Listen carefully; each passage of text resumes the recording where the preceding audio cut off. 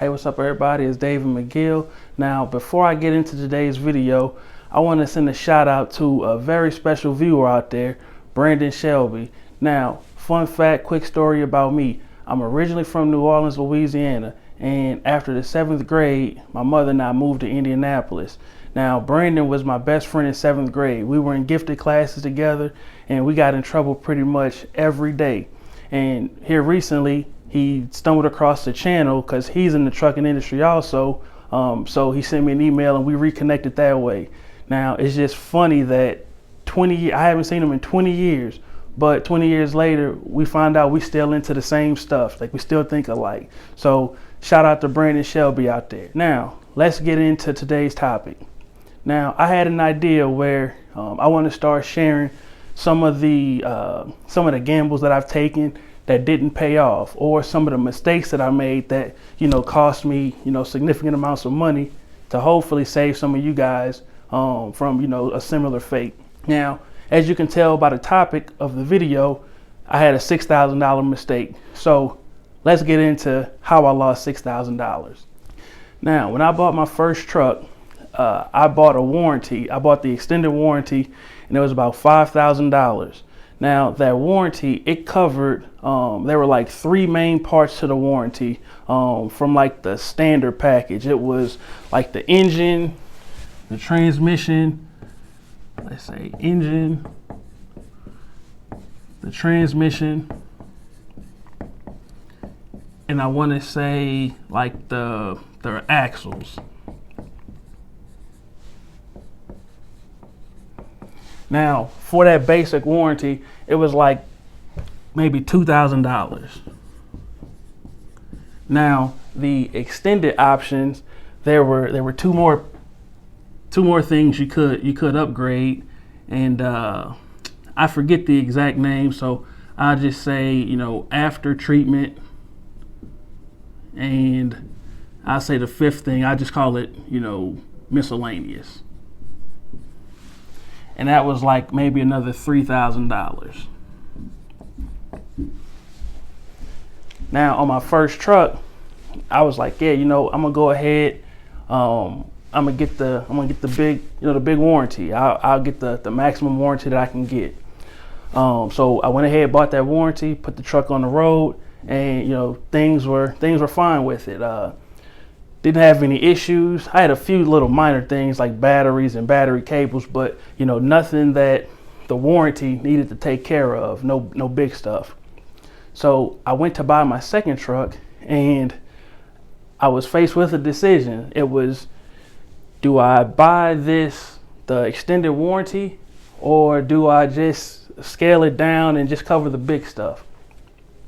Now, for the $3,000 additional, I decided that I would not get the extended warranty. I just got the basic one for $2,000. The very first trip we took in the truck, my driver gets to the delivery and he gives me a call. And he said, David, I think there's oil leaking from the truck. And then on further inspection, he realized that it was actually diesel. So we got the truck back, to the yard, and I was just like, I was freaking out, because it was literally the first day we put the truck on the road, and we were having issues already. We took it to the shop, and they diagnosed the problem, and they told me that the high pressure fuel pump was having issues and it needed to be replaced. I believe it went out. So at the time, I didn't know how much it would cost or anything like that, but I'm needing to get the truck back on the road. So during the first time we dropped it off, when the guy mentioned the fuel pump, I asked him if he could give me a ballpark idea of what that would cost. And at the time, he said it was going to be about $3,000 to $3,500 in parts.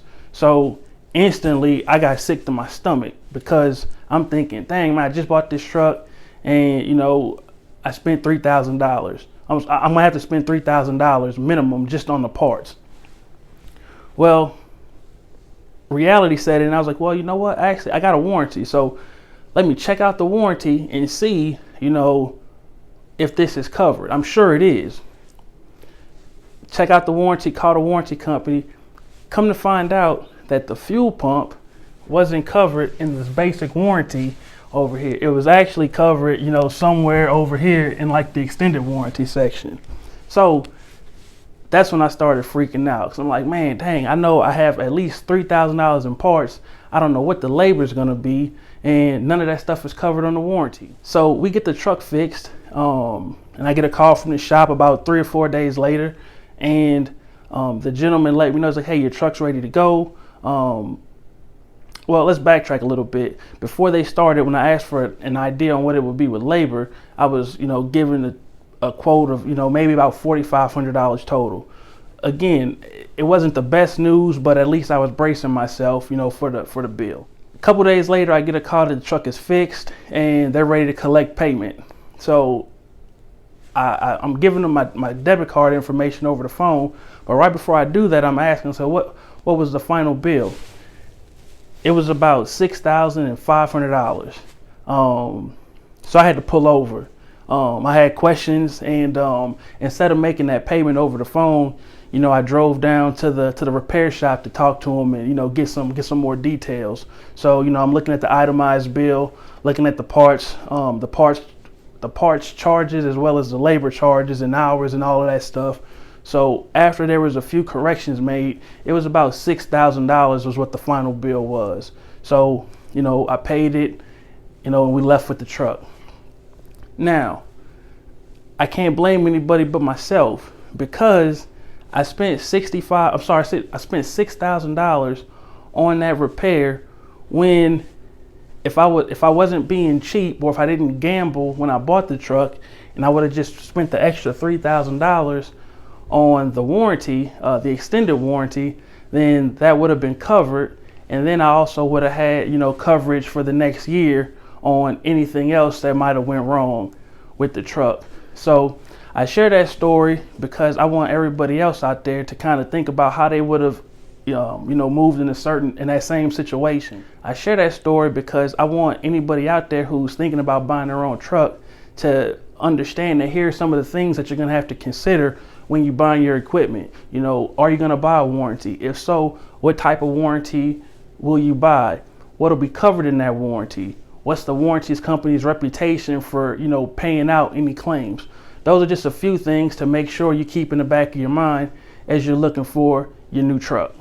Now, hopefully this video was helpful. If you found it informative and helpful, please give it a thumbs up. Also, if you have any questions, leave a comment below. If you haven't already, please subscribe to the channel. One more thing, if you know somebody who this information could benefit, feel free to share this video with them. Thanks again for watching.